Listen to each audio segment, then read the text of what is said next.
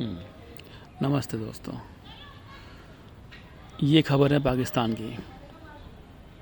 आप देख रहे होंगे कि पाकिस्तान से एक खबर आ रही है जिसमें एक महिला का नाम सामने आ रहा है। नाम है सीमा किरमानी। सीमा किरमानी बेसिकली एक क्लासिकल डांसर हैं।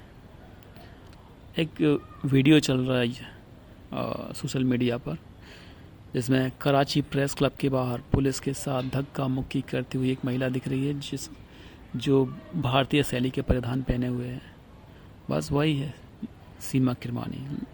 अब बहुत से लोग पूछ रहे हैं आखिर ये हैं कौन, कोई कलाकार हैं, कोई एक्टिविस्ट हैं, या फिर पाकिस्तान में विरोध की एक बड़ी आवाज़ हैं। तो चलिए देखते हैं, समझते हैं कौन है सीमा किरमानी। वो सिर्फ एक डांसर नहीं है, बस बात तो ये समझें, पाकिस्तान में उन्हें एक सांस्कृतिक और सामाजिक प्रतिरोध, सोशल रेजिस्टेंस की पहचान के रूप में माना जाता है। वो शास्त्रीय नृत्य करती हैं, भरतनाट्यम, कथक, ओडिसी जैसी इंडियन स्टाइल की डांसेस करती हैं।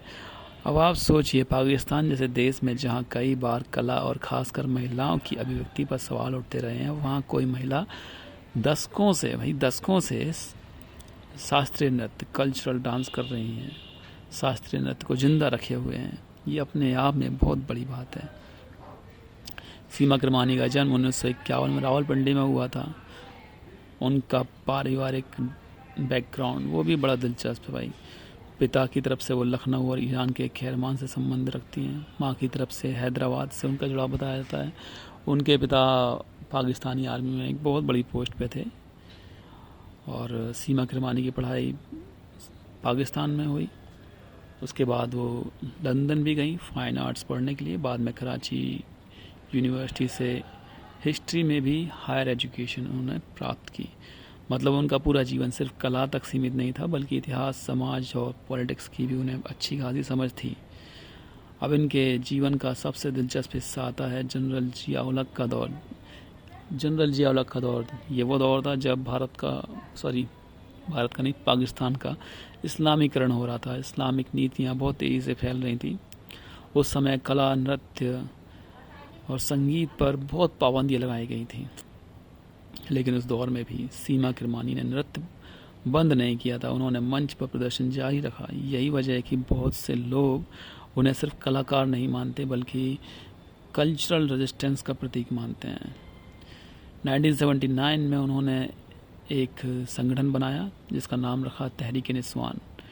ये सिर्फ थिएटर नहीं करता था, बल्कि महिलाओं के अधिकारों की और सामाजिक मुद्दों पर अपनी आवाज़ उठाने वाला एक संगठन था। और यही चीज़ उन्हें पाकिस्तान के बाकी कलाकारों से अलग बनाती है। वो सिर्फ परफॉर्म नहीं करती, बल्कि अपनी कला को एक सामाजिक संदेश के तौर पर इस्तेमाल भी करती हैं। अब नई पीढ़ी ने उनको, एक बड़ा फेमस गाना है पसूरी, उस गाने में देखा होगा 2022 में कोक स्टूडियो का ये गाना था जो पूरी दुनिया में बड़ा वायरल हुआ था। सीमा किरमानी इसी गाने में दिखाई दी थी, तो युवाओं का ध्यान तब उनकी तरफ गया था।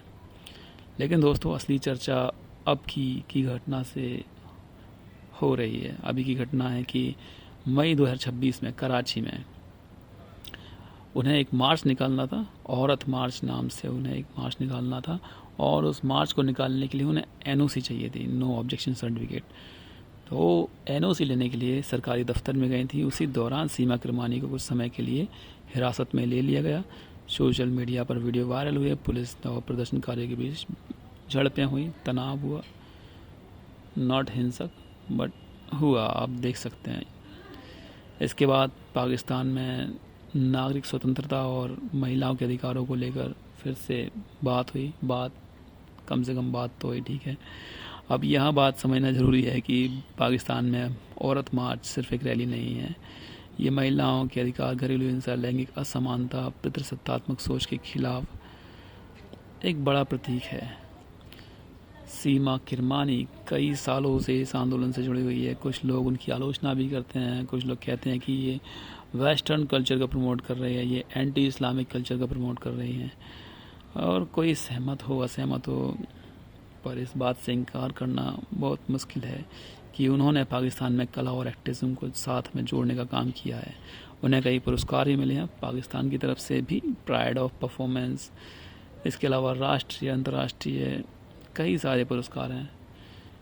और उनकी पहचान ये पुरस्कार नहीं है, उनकी पहचान है कि वो लगातार खड़ी रही हैं, इतना विरोध होने के बाद भी, इतनी धमकियां मिलने के बाद भी। यहाँ उन्हें धमकियां भी मिलती हैं क्योंकि वो जो करती हैं, बहुत से लोग उन्हें गैर इस्लामिक मानते हैं, तो इस्लामिक संगठनों की तरफ से उन्हें धमकियां भी मिलती हैं। इतना विरोध ये आसान नहीं होता है ना, और वहाँ दशकों तक अपनी बात को बनाए रखना अपने आप में ही बड़ी बात है। तो कुल मिलाकर सीमा किरमानी की कहानी एक डांसर की कहानी नहीं है, ये उस बहस का हिस्सा है जहाँ कला, राजनीति और महिलाओं के अधिकार, अभिव्यक्ति की आज़ादी सब एक बिंदु पर आकर मिल जाते हैं। सीमा किरमानी को हमें याद रखना चाहिए। बिल्कुल जी, थैंक यू वेरी मच।